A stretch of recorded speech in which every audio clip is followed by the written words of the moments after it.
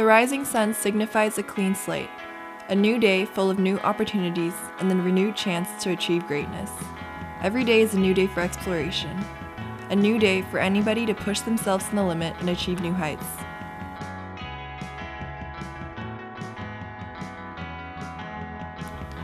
Nobody knows more about stretching one's limitations than athletes, those who must push themselves each day in order to keep up with the continuous competition. They must never stop improving times, scores, averages, and performances. It isn't just a game of the body, it's a game of the mind. With athletics, extracurricular activities become more than just being a sideshow. They are the main act. The sports become center stage in the athlete's life, as the athlete must fully commit their all in order to succeed. The athlete must never stop pushing and never stop reaching in order to achieve the satisfactory results. Hello, my name's Eric Clausen. I'm a swimmer and diver. I've been swimming for 15 years and diving for 9. I really looked up to my older brothers. They both did swim and dive as well, and I've always been following their footsteps, trying to beat their scores, whenever I could. This year at the state meet, I took first, and I beat my oldest brother's high school record, which was also a Roman high school record. Eric's hard-won records don't just come from his family background and brother's experience in this sport. His own daily schedule is heavily oriented around swim and dive, and all of the necessary commitments that keep him in the game. I take out roughly 2.5 hours a day during swim and dive season, and then on my own I also take out another 3 to 4 a week doing my club dive practice, so I'm diving pretty much every day. I drive down to KCAC, which is in Federal Way, for my dive practices, so that takes anywhere from an hour to hour and 15-20 minutes, depending on traffic.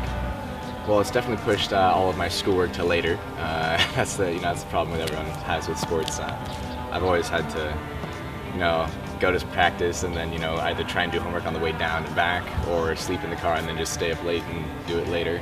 So, little bit of sleep there, here and there. So, I have a funky schedule during swim and dive season. Time. It's mainly time because, unlike most of the high school divers, I compete year-round, and that's a huge commitment. So it's diving schedule and then schoolwork and then back to school again. There's not much time to do other things, like maybe go read a good book just for fun. I haven't done that in a long time. Swimming and diving is it's a lot of work, but it's really the team aspect from swimming. That's what I really enjoyed, especially during my high school season. There was always the team that made me want to come back. And diving is it's such a weird sport because, not everyone can do it, and you always get lost, you smack, it hurts, but it's so much fun, especially when you can land a really good dive. Yet despite all of the strain his sport places on his life, Eric continues to push himself and integrate the sport into his personal life and future. I'm definitely looking to dive in college. Still looking around because I have some coaches that are interested, trying to see who can give me the better offer. And then I also look into the business of actually just skipping college and going into work, and the only thing I can think of is Cirque du Soleil. So we'll see where that plans out. Yeah, no, definitely I'm a swimmer and a diver. You can tell the people just walking down the hallways who are on the swim team, even if you go to another school, just because you can see the chlorinated hair and stuff. It's all messy and it's usually a lighter color, so you can always tell when there's someone that's a swimmer and diver. Best accomplishment in high school is my swimming and diving. Swim and dive have been a part of Eric's life for as long as he can remember, and it shows. His past, present, and future have all been touched by his involvement in his sport. Despite the extremes he must go to in order to nail those perfect dives, Eric never stops pushing because being a diver is who he is. Coach Shadeen has had plenty of experience with high school athletes. As both a teacher and a coach, she has witnessed firsthand the effect participation in a sport has had on athletes both in and outside the classroom. Hi, I'm Emily Adine, and I've been coaching girls and boys swimming here at Redmond for 4 years now. Probably the most rewarding part is seeing kids excel in something that they're really proud at, and especially as a team, being able to count on one another and seeing the bonding that's happening between the swimmers.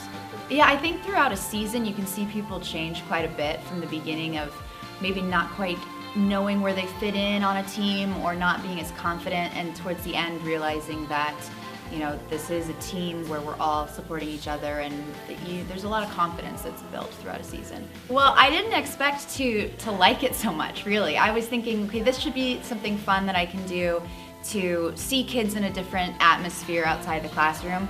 And I realized that it's just so fun to see kids doing something they really enjoy, something that they're happy about. And, you know, let's be honest, not every kid likes school. And this is a way to bring them into school feeling that they have a connection to it. And so I think that, yeah, I didn't expect to like it as much as I do. Because I just love seeing all the kids outside the classroom and seeing a different kind of spark in them that, you know, not every kid likes when we read Shakespeare, but every kid seems to like coming to swim practice and likes competing when we're all together. And you just get to see kids in a different light, and it's really fun to see that. Coach Adine's experience with coaching has allowed her to watch athletes transform over the course of the season. The athlete is changed by the training, the competition, and the team, and often find themselves redefined by the sport as they are surrounded by a new environment of challenge and support. Coach Adine has watched athletes push themselves to their limit, but in return reap the benefits of being a part of a team and an effort greater than themselves. Often in their efforts to push themselves at their sport, athletes find themselves sacrificing other aspects of their life in order to accommodate the demands of identifying as a serious athlete. My name's Elaine, and I've been playing softball since I was in 4th grade. A lot of times the softball season is centralized during the summer. The main parts of our tournaments and whatnot are during that time. So whenever there are big tournaments that are away, or they take up almost every weekend, a lot of like social time is kind of cut out from softball because of softball. Yeah, softball definitely impacted the college decision for me. I started recruitment when I was, I think, early in my junior year, and because I got into a school where I could play softball, financially they helped me out the most, and that became the obvious decision for me. I guess what keeps me going every practice and game is definitely my team. When a group of girls is going towards the same goal, it makes it a lot easier to see what your goals are, and it's a lot easier to push each other through whatever work we have to do in order to reach those goals. Despite all she has had to do to remain at the top of her game, Elaine continues on with softball for the team it has provided her with and the memories she has created. I love the sport.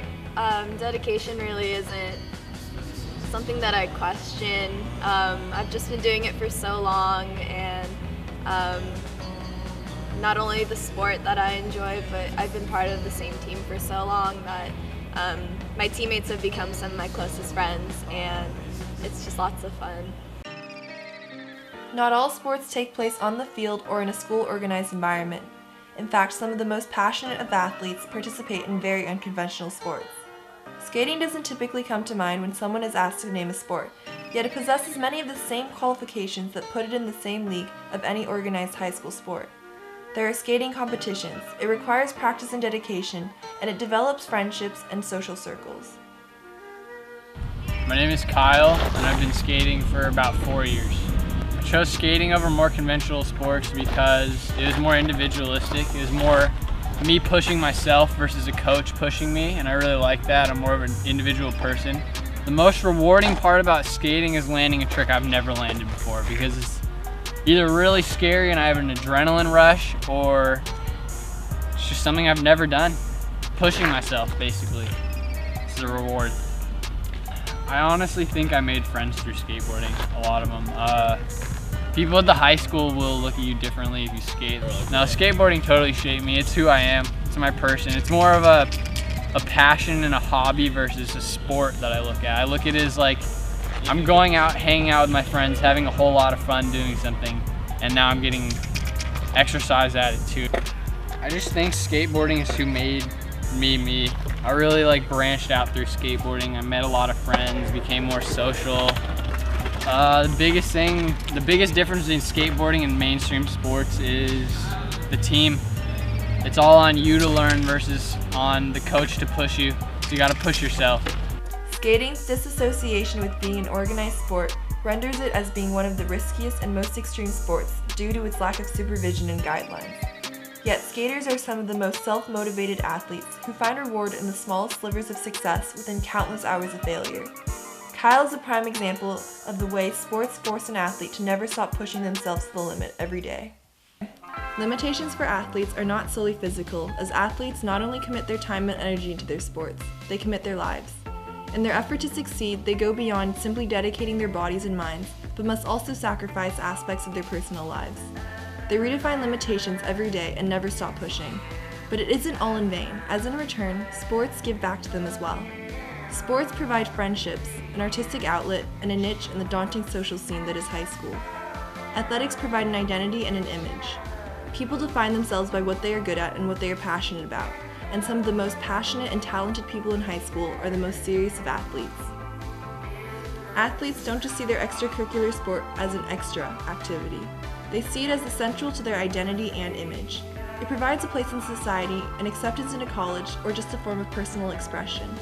At the end of the day, the best of athletes never stop pushing their limits because their limits never stop growing.